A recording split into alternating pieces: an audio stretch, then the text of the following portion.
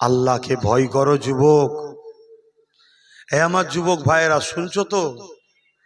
নিজের যদি ভুল করেও ফেলো, নিজের যদি ক্ষতি করেও ফেলো, আল্লাহ বড় দয়ালু, তিনি গফুর ও গফার, তিনি রহিম ও রহমান, তিনি মাফ করবেন, কথা দিয়েছে। জোরে বলুন সুবহানাল্লাহ। বনি ইসরাইল কওমের একটা ছেলে ছিল। সেই ছেলে হালকা বয়সে অর্থের গরমে, তার বিরুদ্ধে কেউ বলার ছিল না। সে রোজ শরাব পান করত আর তার চরিত্র খারাপ ছিল। বাজার থেকে নারীদের খরিদ করে আনত। তো একদিন ওই যুবকটা, আমার ভাইগুলো শুনছো তো, একদিন ওই যুবকটা বাজার থেকে এক মহিলাকে খরিদ করেছে। তৎকালীন সময়ে 60 দিরহাম দিয়ে, যেটা আজকের বাজারে মনে হয় 10-20, আরো বেশি তো কম নয়, লক্ষ টাকা হতে পারে, কম বেশি যাই হোক। সোনার টাকা তখন ছিল আরো দামি। মুসা আলাইহিস সালামের জমানার কথা বলছি, আজকের কথা নয়। তখন সোনার টাকা ভারী টাকা ছিল। যত দিন যাচ্ছে তো কাগজ চলে এসছে, আর এখন বর্তমান তো আরো অবস্থা খারাপ। বেশি দিন যে নুকিয়ে রাখবে, রাখারও উপায় নেই, বার করে দেখবে শুধু কাগজ টাকার অক্ষর চলে গেছে। কি আমার দেশে যা নতুন বেরিয়েছে আমাদের, নাম আর বলছি না, থাক, কেন ধর্মসভা তো। এটা অন্য বিষয়, তাই বললাম না। তো যাই হোক, হযরতে ওই বনি ইসরাইল কওমের যুবকটা প্রতিদিনের ন্যায় একটা নারীকে খরিদ করে নিয়ে এসেছে, শরাব নিয়ে এসেছে। সে প্রতিদিন একসাথে বসে শরাব পান করে আর চরিত্র নষ্ট করে, বাকিটা সব বুঝতে পারছে। প্রতিদিনের নাই এই মহিলাকে, তার অনেক খাদেমাও আছে, আবার বাড়িতে পয়সা আছে, সাজিয়ে গুজিয়ে সব রেখেছে, এই সাজাবার জন্য লোক রেখেছে। সেই সব মহিলারা এই মহিলাকে সাজিয়ে গুজিয়ে ওই যুবকের খাস কামরায় দিয়েছে। তো যুবক শরাব কিনে নিয়েছে, ঢুকেছে, ঢুকে দেখছে ওই মহিলাটা শুধু কাঁদছে তা নয়, তার শরীরটা কোনো জিনিস যেমন ভাইব্রেট হয়, কাঁপে, ওইভাবে কাঁপছে। যুবকটা বলছে, তুমি কাঁদছো কেন আর এত কাঁপছো কেন? মহিলাটা বলছে, আল্লাহর ভয়ে। জোরে বলুন সুবহানাল্লাহ। হায় হায়, আল্লাহর ভয় কাকে বলে? আল্লাহর ভয় কাকে বলে? হ্যাঁ, দেখুন। আর আল্লাহ বলছে, যারা আমাকে ভয় করে, ওয়ালিমান খাফা মাকাম রাব্বিহি জান্নাতান, আমি আল্লাহ তাদেরকে দুটো দুটো জান্নাত দেব। জোরে বলুন সুবহানাল্লাহ। সূরা রহমানে আল্লাহ বলছে। আর আজকে আমাদের তো সব ভয় উঠে গেছে। এতিমের মাল, বিধবার মাল, গরিবের মাল দেখা দেখি না। সবচেয়ে বড় কথা, যারা রসুলের পক্ষে, দ্বীনের পক্ষে লড়াই করছে, ওই উলামাদের ঘরে পর্যন্ত গালিগালাজ করতে, সমালোচনা করতে আজকাল আমাদের ভয় লাগে না। কথা শুনছেন তো ভাইয়েরা আমার? ওই যুবক বলল, তুমি তো খুশি মনে টাকা নিলে, তাহলে এসেছো যখন এখন এই কথা বলছো কেন? তখন ওই মহিলাটা বলছে, আমি বড় মজবুরিতে, কয়েক মাস ধরে বিপদের মধ্যে আছি, ইদিক উদিক করে কোনো রকম ভাবে সুরাহা পাইনি, আমার অর্থের প্রয়োজন ছিল চিকিৎসার জন্য। তাই আজকে নাচারে বাধ্য হয়ে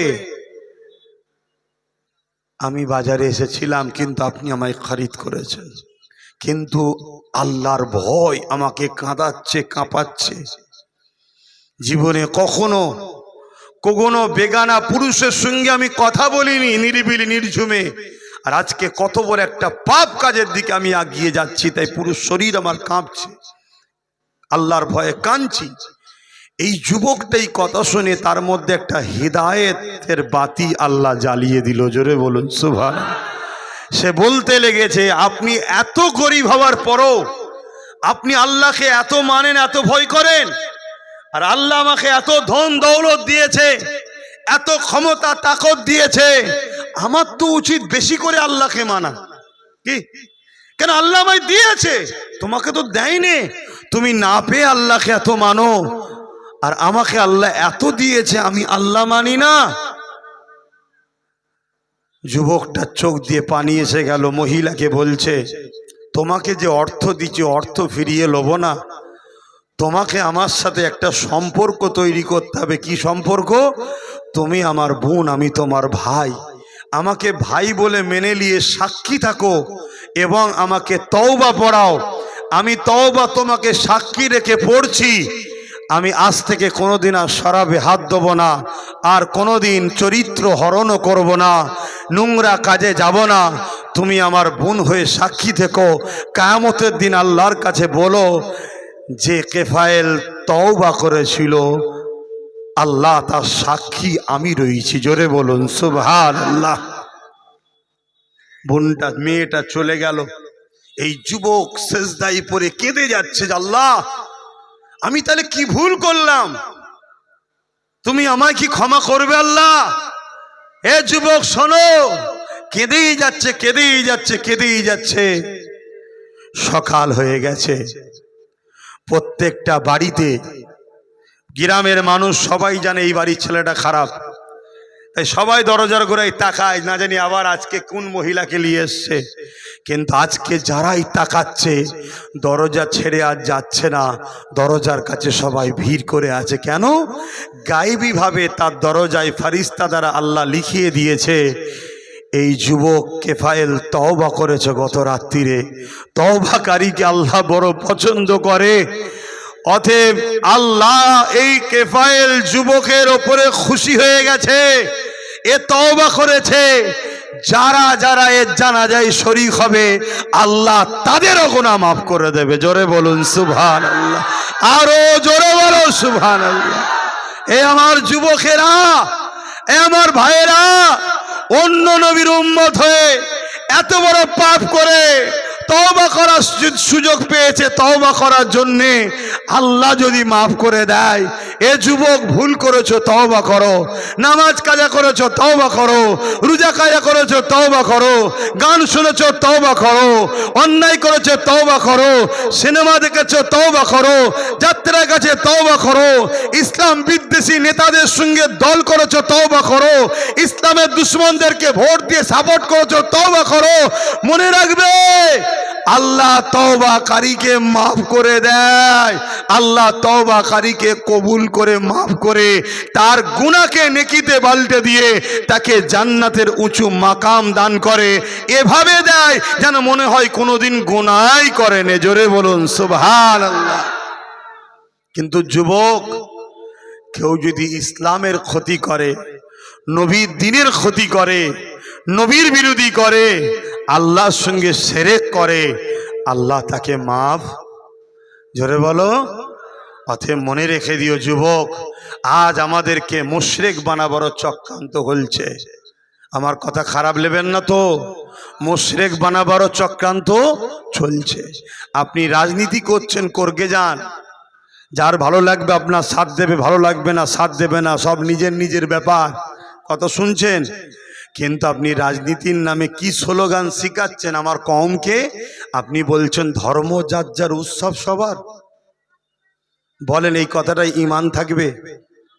এক কথা বলছেন কেন? অনেক উৎসব আছে যে উৎসবে শিরক হয়। তাহলে উৎসব আমার, শিরক উৎসবকে আমার বলা, আপনি শিরককে সাপোর্ট করলেন, মুশরিক হলেন। তাহলে কি চলছে? এই জায়গায় দাঁড়িয়ে থেকে আমি কি আমার কওমের যুবককে, আমার বাপকে, আমার ভাইকে কি বুঝাবো না যে খবরদার এসব দলের সঙ্গে তোমরা সাথ দিও না, এদের লক্ষ্য ইসলামকে মিটিয়ে দাও, এদের লক্ষ্য মুসলমানদের মুশরিক বানিয়ে দাও, এদের সাথ দিও না। এ কথা বলাটা কি আমার অপরাধ হবে? কারণ আমি তো ধর্ম নেতা, আমি তো ধর্ম প্রচারের মজলিসে এসেছি। তাহলে আমি আমার কওমকে বুঝাবো না যে কথাটা মানলে শিরক হবে? কথা মাথায় ঢুকছে না ঢোকে নে? এজন্য আপনাদেরকে বলি আমি বিভিন্ন জায়গায়, এতে আবার একদল মুনাফেক আছে, তারা কি বলে, হুজুরের ছেলে ধর্মের নামে রাজনীতি করছে। কি বলে না বলে না, এ কথা যারা বলে তারা হলো আমার কওমের মধ্যে মুনাফেক গাদ্দার। তারা আমার কওমের মধ্যে কি মুনাফেক গাদ্দার। কেন ওই গাদ্দার গুলো কখনো গিয়ে বলেনি যে আপনি রাজনীতির নামে ধর্মকে মিটাচ্ছেন কেন। বলে যখন ইফতার পার্টির ব্যানার দিয়ে রোজা না রেখে বসে মাথায় নকল টুপি দিয়ে এসে ঘুমটা দিয়ে মিথ্যা যখন ইফতার করে, ওটা কি ধর্মের দোহাই দিয়ে রাজনীতি হয় না? কই তখন এই গাদ্দার গুলো বলে, এক কথা বলছে না। যখন কলিকাতার রেড রোডে গিয়ে ঘুমটা দিয়ে হাজির হয়ে যায় ঈদের নামাজে যাওয়া যায়, হ্যাঁ আপনাদের মা বোনরা যায়, তখন এই মুনাফেক মুসলমানগুলো তো বলে না যে এটা ধর্মের নামে রাজনীতি হচ্ছে, এটা করা উচিত নয়, আমার ধর্মকে ক্ষতি করা হচ্ছে, বলে। ও আর আমার নবীর মেম্বারে দাঁড়িয়ে আমার নবীর উম্মতকে নবীর দিনের দুশ্মন চেনাবো, আমি রাজনীতি করছি। হ্যাঁ কথা মাথায় ঢুকছে না ঢোকে নে? অতএব খুব সাবধান, খুব সাবধান। আখরি জামানা, এরা যখন কোনো দিকে পারবে না তখন মিথ্যাভাবে আঘাত দেবে, গালিগালাজ করবে, বাপ তুলে মা তুলে গাল দেবে, যাতে করে আমরা ভয়ে লজ্জার খাতিরে চুপ হয়ে যাই। শুনছেন তো নাকি? তুই 100 বার আমার বাপকে গাল দে, 1 কোটি বার আমার মাকে গাল দে, আমি আল্লাহর কাছে বিচার দেব, কিন্তু মনে রাখবি আমার নবীর বিরুদ্ধে বললে ছাড় হবে না, প্রতিবাদ হবে। কি বলছেন? প্রতিবাদ। হাত তুলে বলুন প্রতিবাদ, প্রতিবাদ। লড়াই হবে, গুস্তাখে রাসূলের বিরুদ্ধে সংগ্রাম হবে। তাতে যদি জীবন লাগে জীবন দিতে রাজি, মাল লাগলে মাল দিতে রাজি। আজকে আমার মসজিদকে টার্গেট করেছে, আমার মাদ্রাসাকে টার্গেট করেছে, আমার কবরস্থানকে টার্গেট করেছে। কি শুনছেন তো নাকি? অসুবিধা হচ্ছে? একটুখানি অকাবলিয়ে বলবো, অকাবটা কি ইসলাম ধর্মের সম্পদ নয়? আর এটা কি ইসলাম ধর্মের মেম্বার নয়? তা ইসলামের মেম্বারে ইসলাম লিয়ে বলবো না তো কি লিয়ে বলবো? বলবো তো নাকি? কারা কারা শুনতে চান হাত তুলে দেখান, তাহলে একটু সালামটা দিয়ে এলি তারপরে অকাবলি বলছি। ইয়া নবী সালাম, ইয়া রাসূল, ইয়া হাবিব,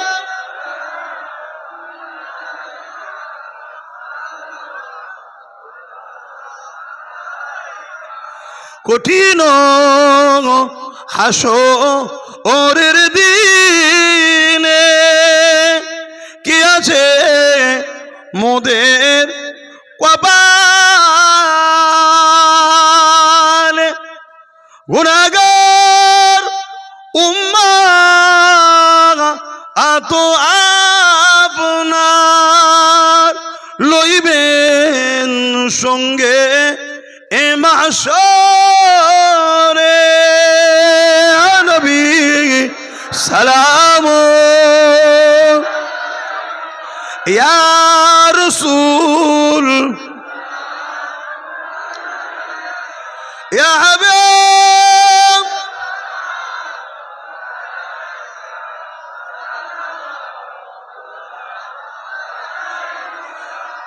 ইয়া নবী মদিনা হতে সব কিছুই পারেন দেখিতে,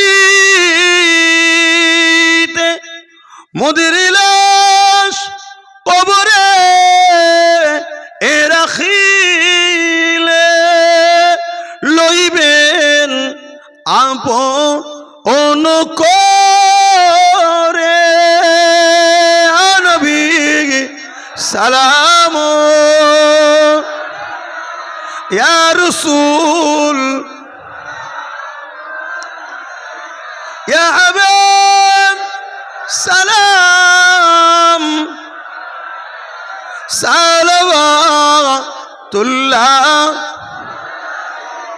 সকলে গে গে বসুন। বালাগাল উলা বিকামালি।